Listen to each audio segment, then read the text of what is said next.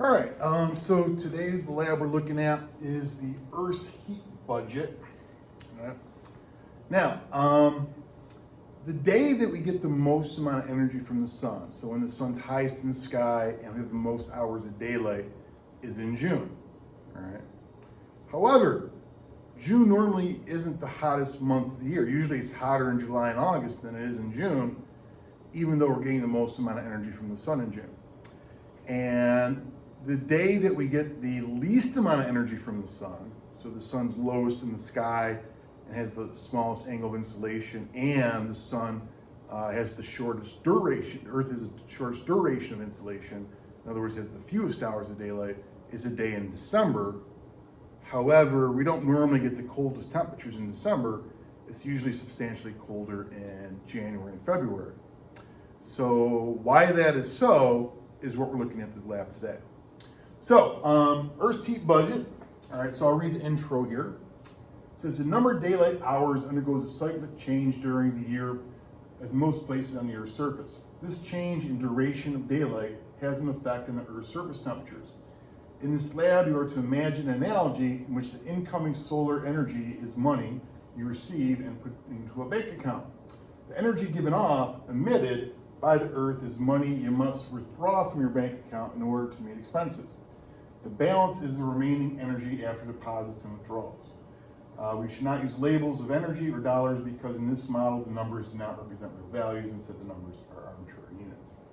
All right, so basically we're going to use like a checking account to kind of show why the hottest temperatures happen later than we actually get the most amount of energy from the sun. All right, so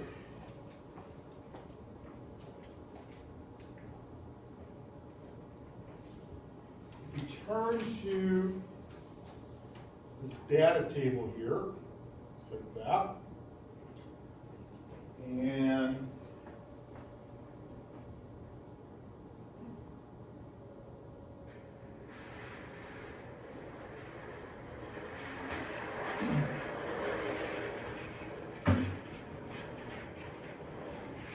all right, so this first column here says energy absorbed.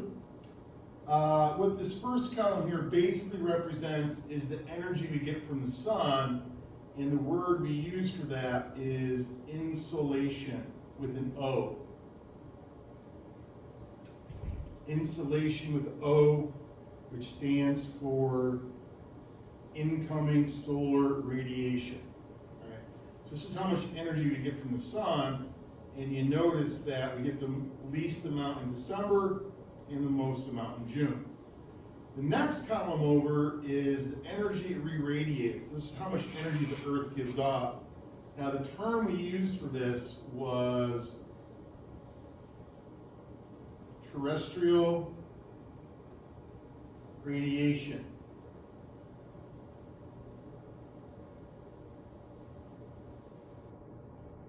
So the energy the Earth loses to outer space is terrestrial radiation. All right? And this last column here is temperature. All right. Now, what we want to do is, all right, so they give you the base numbers for November. All right. Now in December, we got 90 units of energy from the sun and insolation, but the Earth gave off 115 as energy in the form of infrared energy, terrestrial radiation. So if we got 90, but we lost 115, minus 90 minus 115 is minus 25, all right, for the month. And if I had 190 the month before, and it took 25 away from it in December, that leaves me with a value of 165. January. Now January, the days are getting a little bit longer, so I'm starting to get more energy from the sun. I got 100 units of energy and insolation from the sun. The Earth lost 110. 100 minus 110 is minus 10. And if I had 165 in December and minus 10, that brings me down to 155. All right. So notice, even though I'm getting a little bit more energy from the sun now, the fact of the matter is I'm still losing more than I'm gaining. So even though the amount of energy I'm getting from the sun is increasing, my temperature, the number over here in this last column, is still going down. February, I gained 110, the Earth lost 105. 110 minus 105 is positive 5. All right. So in February, I'm gaining more energy than I'm losing. I had 155 the month before, and for February I gained 5. That brings me up to 160. But notice, even though my energy's gone up and I'm gaining more than I'm losing, my temperature for February is still lower than what it was in December. Right? So that's why, again, my January and February are colder than December is. Right? March, 120 came as insolation. Earth gave off 110. So for the month, I'm at plus 10. So 160 plus 10, that brings my temperature up to 170. April, 130 from the sun. Earth gave off 115. That leaves me with positive 15. 170 plus positive 15 gives me 85. May, 140 came from the sun, the Earth lost 120. That works out to be positive 20.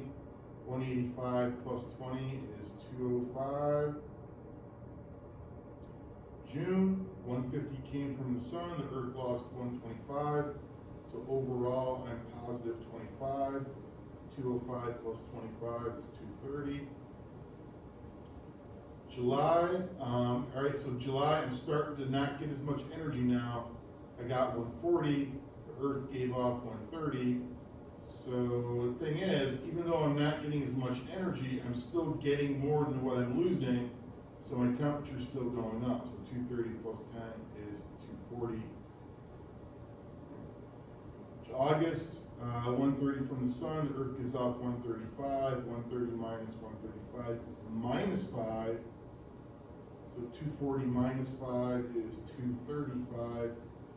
Again, even though now I'm starting to drop in temperature, my temperature is still hotter than what it was in June, which is actually the month with the most amount of energy from the sun.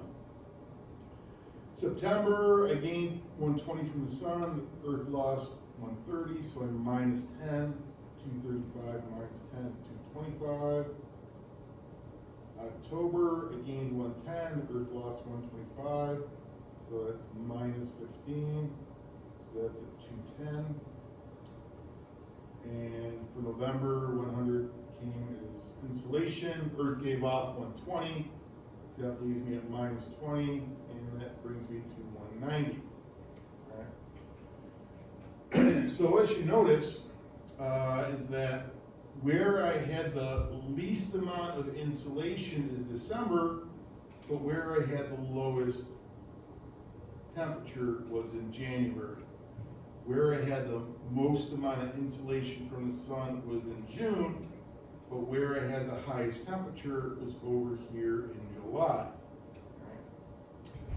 Now, any of the months where I'm gaining more energy than I'm losing, so from there to there,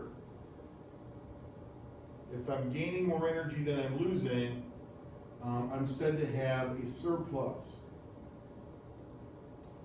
Any of the months where I'm losing more than I'm gaining, so wherever there's a negative number here, here, and here, if I'm losing more than I'm gaining, that is a deficit.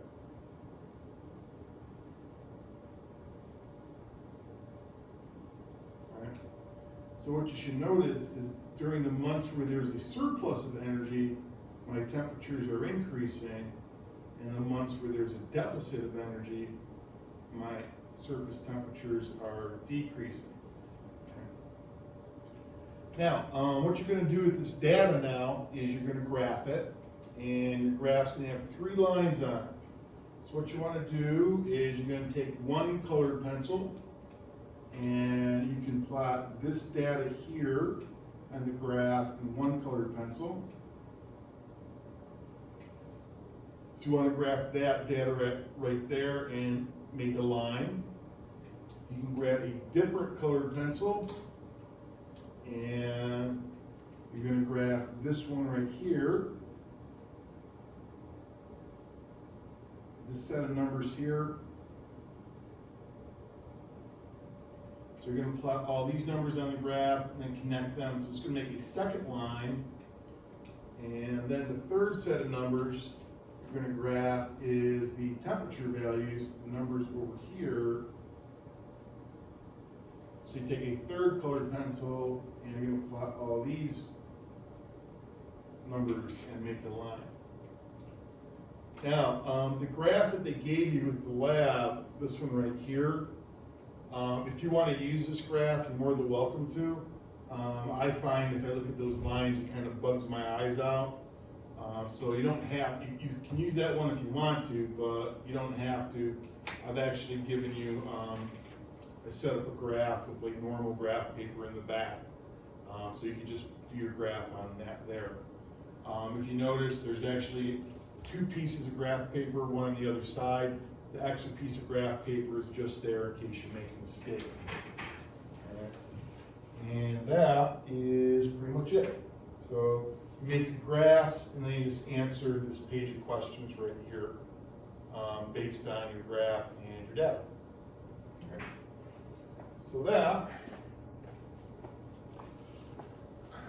So that is the Earth's Heat Budget Lab.